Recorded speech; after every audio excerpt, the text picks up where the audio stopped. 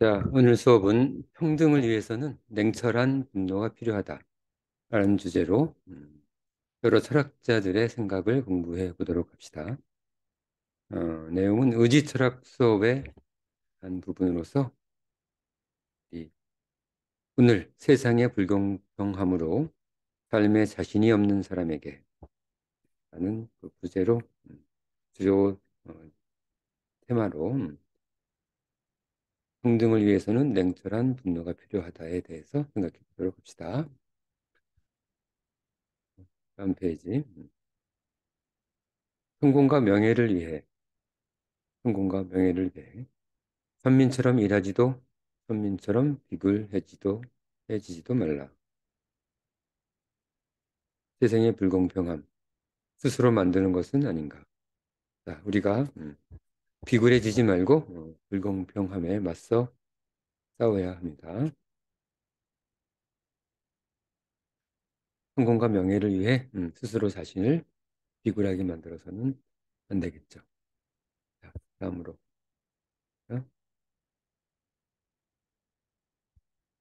자, 평등을 위해서는 냉철한 분노가 필요하다. 이번 내용은 여러 철학자들이 등장합니다.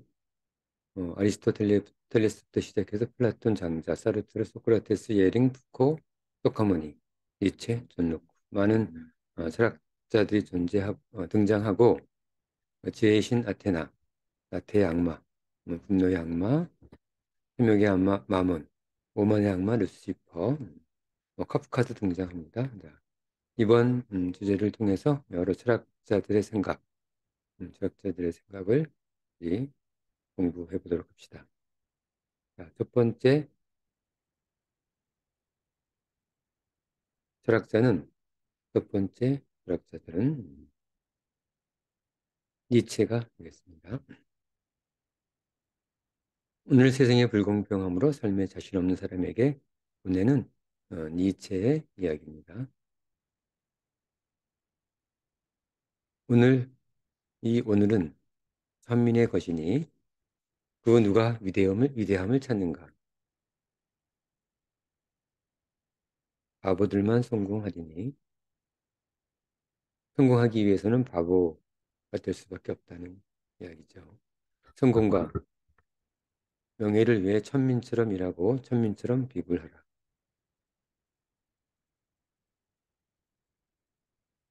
만일 천민의 명예가 싫다면 천민의 명예, 성공하기 위해서 천민이 되는 그것이 싫다면 그대 광야에서 굶주리고 늑대와 싸울지라도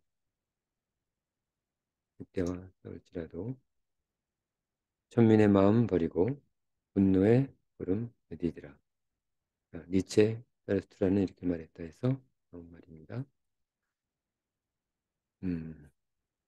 이 서두에서 잠깐 얘기했던 것처럼 우리가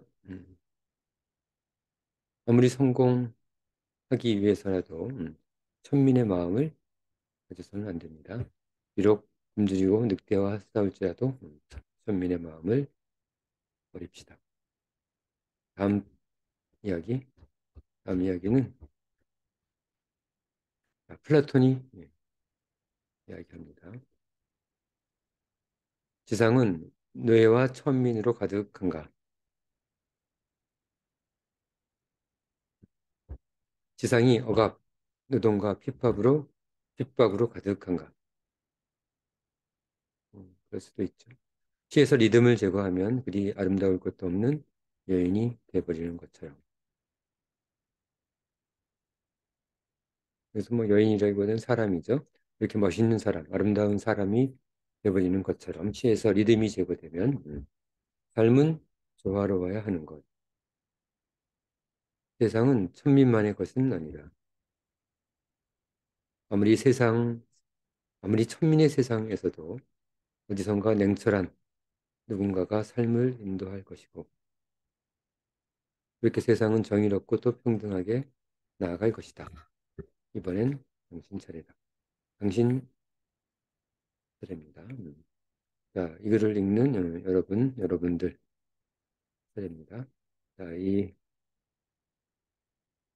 뇌와 천민으로부터 벗어나 냉철한 삶을 살아가도록 합시다.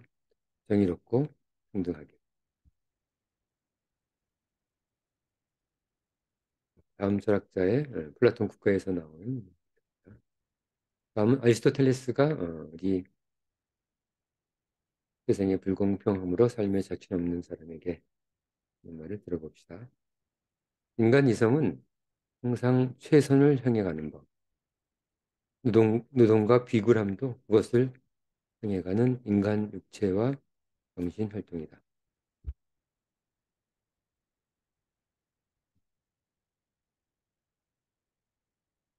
하지만, 하지만 우리는 당연히 분노해야 할 일에 대하여, 분노해야 할 사람들에 대하여 적합한 때, 적당한 정도, 그리고 적당한 동안 분노하는 것은 칭송할 일이니 참지 말라는 겁니다. 대신 적당한 때에, 적당한 정도로, 적당한 동안 분노해야, 그 분노해야 할 사람들에 대해서. 그렇지 못한 자는 자신을 보호하지 못하고, 분노하지 못하는 자는 자신을 보호하지 못하고, 모욕을 당하고도 참는 것이며, 노예와 천민 같은 자라는 말을 들어도 어쩔 수 없는 아리스토텔레스 니코마커스 윤리학에서 나온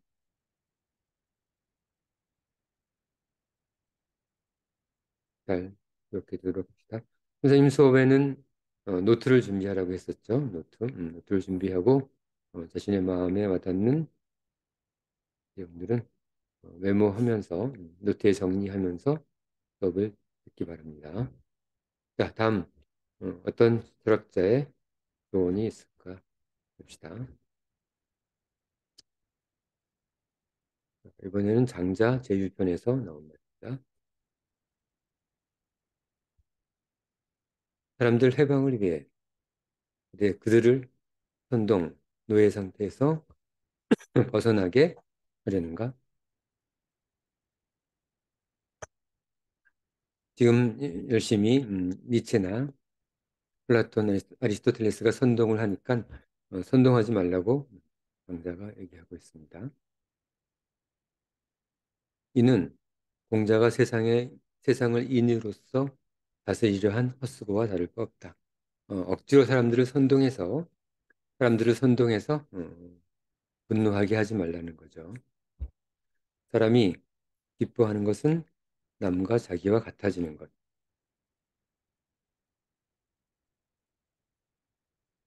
얘기 많이 듣던 말이죠.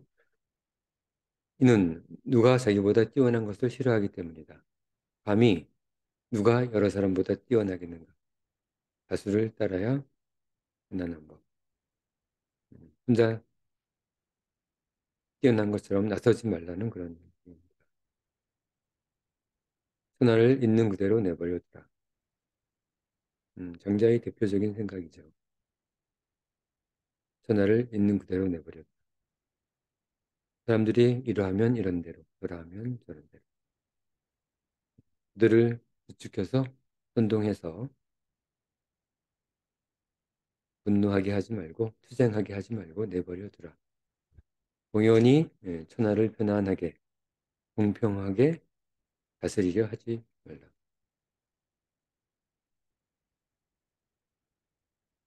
세상은 그들이 분노하고 또 알아서 하는 것.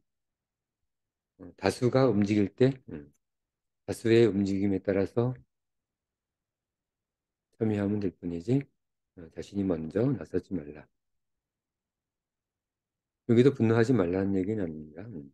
자기가 선동하지 말고 민심이 저절로 분노의 상태까지 다다르기를 기다리라는 이야기입니다.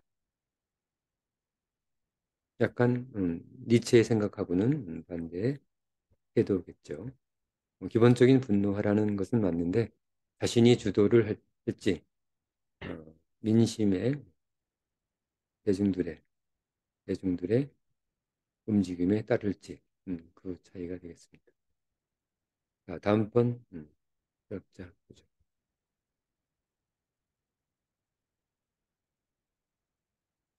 다음번 철학자는 사르트르가 되겠습니다. 사르트르가 어디서 존재와 무에서 얘기한 말입니다. 지금 우리가 개별 실존을 찾기 위해 실존이 뭐라 그랬죠? 실존? 선생님이 공부했을 텐데 잠깐만 조금 더 키우겠습니다.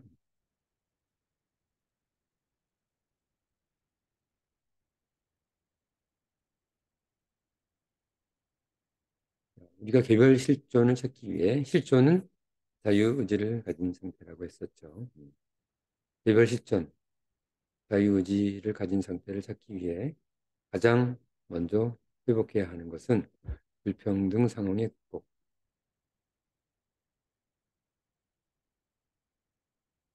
불평등 상황을 내버려 두면 우리는 실존을 찾을 수 있습니다. 그것은 평등의 진리를 목표로 하기 때문에 대부분 용인된다. 불평등 상황을 극복하기 위한 모든 활동은 진리와 부합하기 때문에 대부분 인정할 수 있다는. 우리는 선택으로 존재를 실존을 한다. 선택으로. 선택할 수 있는 존재. 즉, 자유의지를 가진 존재겠죠. 고귀한 자, 위대한 자를 선택할지, 비굴한 자, 비열한 자를 선택할지, 모두 우리가 결정합니다.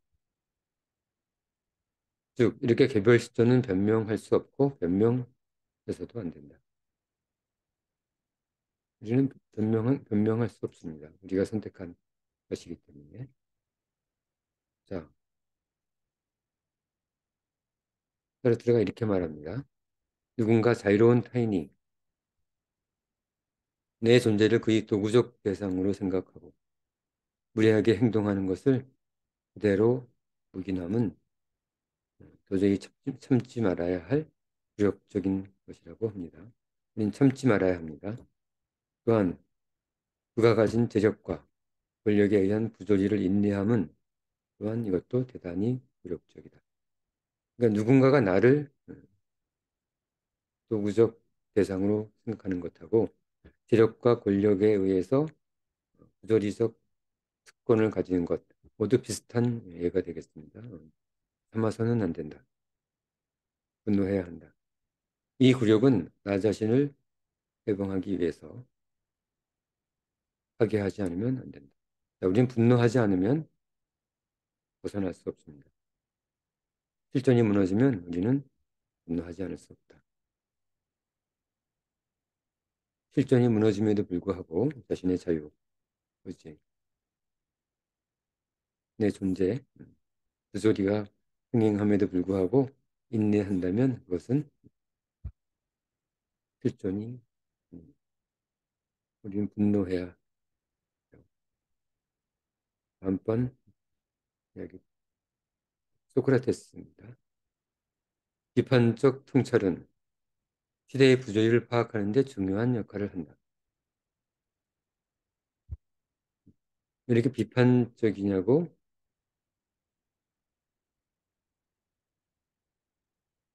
비난해서는 안 됩니다.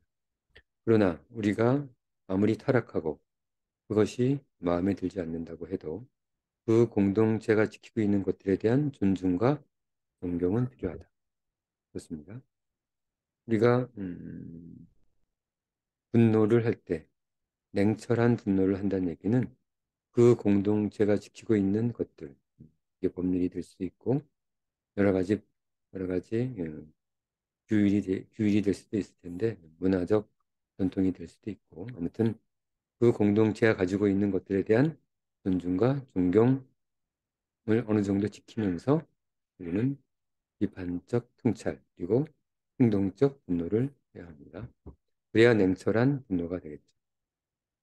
우리가 사실은 이 사회에 대하여 아무것도 변형시킬 수 있는 일이 없는데도 마치 위대한 일을 할 수 있다고 생각하는 것을 보면 참으로 안타깝고 불쌍한 일이다. 자, 소크라테스는 너 자신을 알라라는 생각으로 자기 자신에 대해서 깊이 통찰하고 성찰하라고 항상 이야기하고 있죠. 자기가 이 사회를 변혁시킬 수 있다는 생각을 하기 전에 변혁시킬 수 있는 능력이 있는지 그걸 먼저 확인하고 일을 진행하라고 얘기하고 있습니다. 필요한 것은 무엇을 하겠다는 의지와 구체적 계획이다.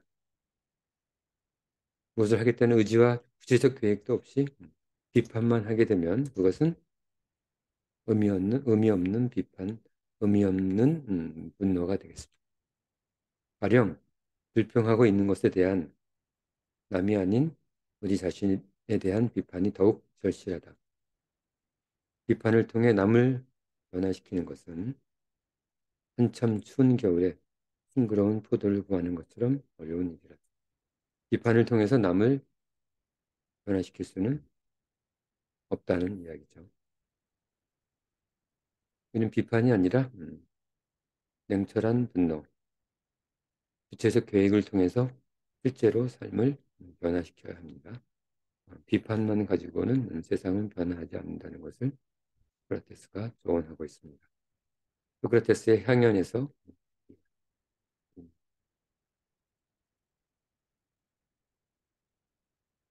다음, 다음 철학자는 법 철학자 예링이 되겠습니다. 공동체의 부조리에 대하여 개인에게 원인을 돌리는 것은 문제의 본질을 너무 근원적 윤리 문제로 일반화시켜 해결을 불가능하게 하는 것이다.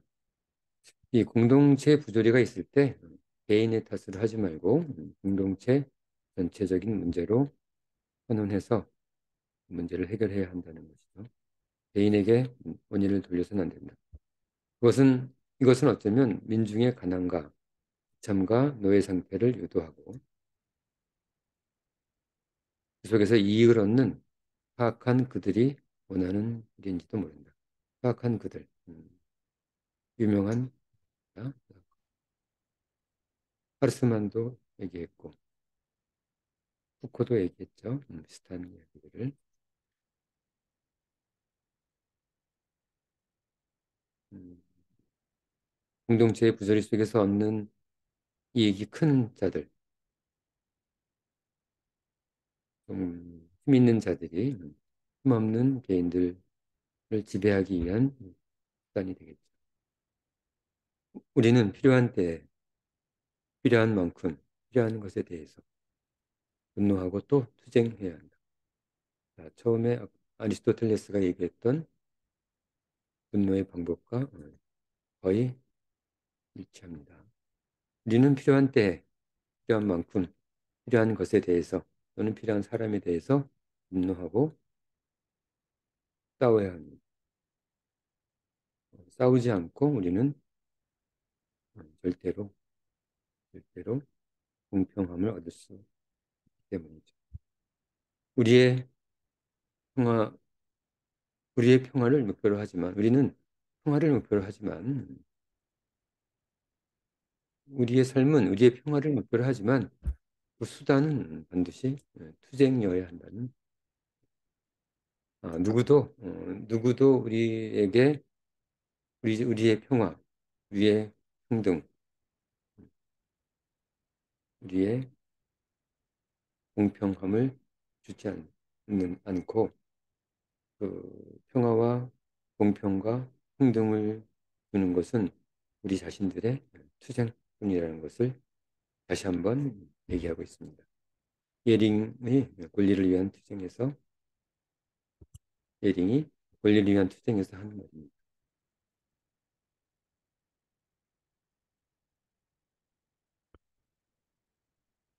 자, 다음은 다시 니체로 돌아와서 우리는 분노해야 한다. 그리고 냉철해야 한다. 냉철함이 결여된 분노는 끝이 뭉툭한 창과 같이 아무것도 위협적이지 않고 오히려 웃음거리일 뿐. 냉철함이 결여된 분노는 끝이 뭉툭한 창과 같습니다. 지금 이 큰 따옴표 안에 있는 말들이 니체의 말, 철학자들의 말이 되겠습니다.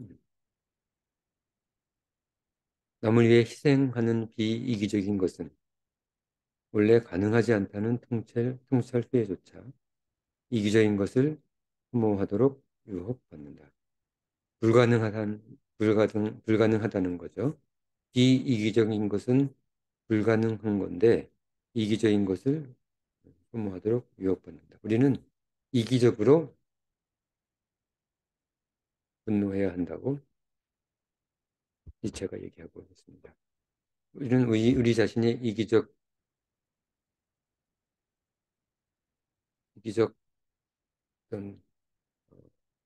어떤 이기적 성취를 위해서 분노해야 한다는 것이죠. 그게 이기적으로 무엇인가 한다고 해서 그것을 혐오하고 비난해서는 안 됩니다. 자기 자신을 위해서 이기적이 되기 위해 이기적인 방식으로 자신을 위해서 투쟁하고 또 싸우고 분노하라고 얘기하고 있습니다. 대신에 냉철함은 유지해야 합니다. 사악한 그들에게마저 비이기적인 희생을 감내하라고 요구한다. 말도 안 되겠죠. 자신의 삶을 찾아 투쟁하는 것. 자신의 삶, 이게 이기적인 것이 되겠죠. 이기적인 삶, 자신의 이기적인 삶, 자신의 삶을 찾아 투쟁하는 것. 이 필연적인 것이 우리에게는 혐오스러워져 있는 것이다. 절대로 그렇게 돼서는 안 되는 그런 것들이 음, 사회라는 공동체라는 그런 집단의식 속에서 혐오스러워져 있는 것입니다. 삶을 변화시키기 위해서는 철저하고 냉정하게 이 모든 요구를 수급해야 한다. 극복해야 한다. 우리는 이 자신의 삶을 찾아 투쟁하는 것에 대한 이 혐오의 분위기를 반드시 초급해야 권력의 의지에서 니체가 있습니다.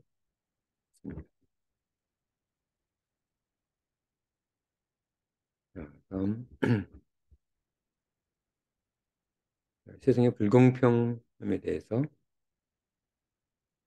고민하고 있는 사람은 아리스토텔레스의 또 다른 조언. 권력과 재력에 대한 불평등을 변화시키기 위해서. 그렇죠?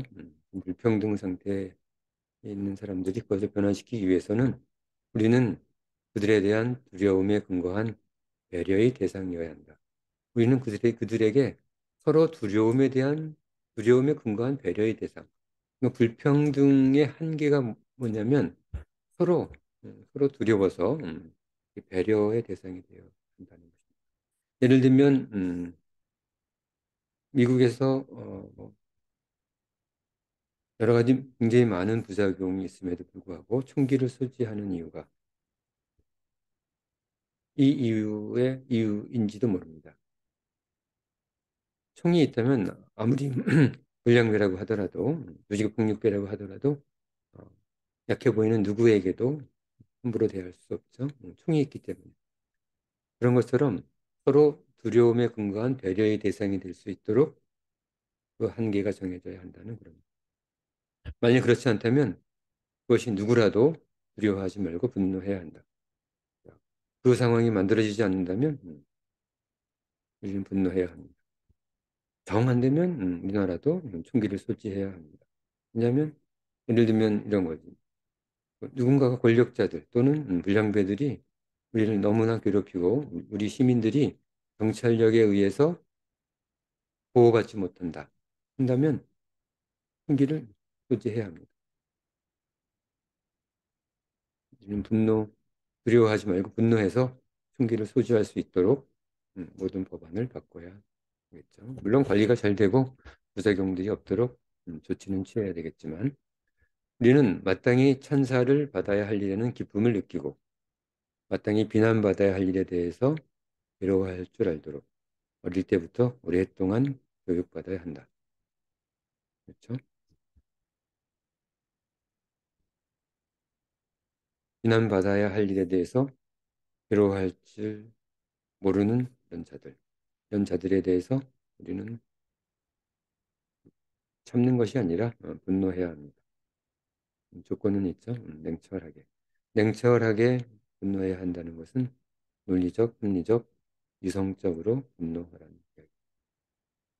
자, 우리는 어릴 때부터 분노하는 것을, 분노하는 법을, 냉철히 분노하는 법을 배워야 합니다. 자, 다음은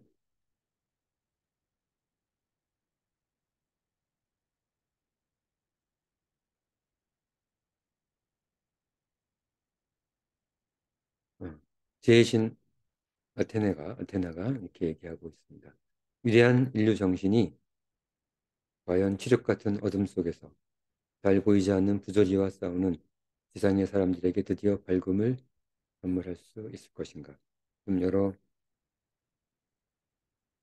철학자들, 위대한 인류 지성들에 대해서 대한 이야기들이 우리 인간의 여러 문제들에 대해서 해결책을 좀 주려고 하는데 그 해결책이 지상의 사람들에게 밝은 희망을 줄 수 있을지 한번 우리 공부 내용을 통해서 확인해 봅시다. 나는 아름답고 숭고한 분노의 사자를 지상으로 보냅니다. 숭고한 분노의 사자. 우리는 숭고한 분노의 사자가 되어야 합니다. 자, 이제 지상의 문제에 대해서 그들, 인류지성, 철학자들의 대안을 좀 더 구체적으로 더 자세하게 공부해 보도록 합시다.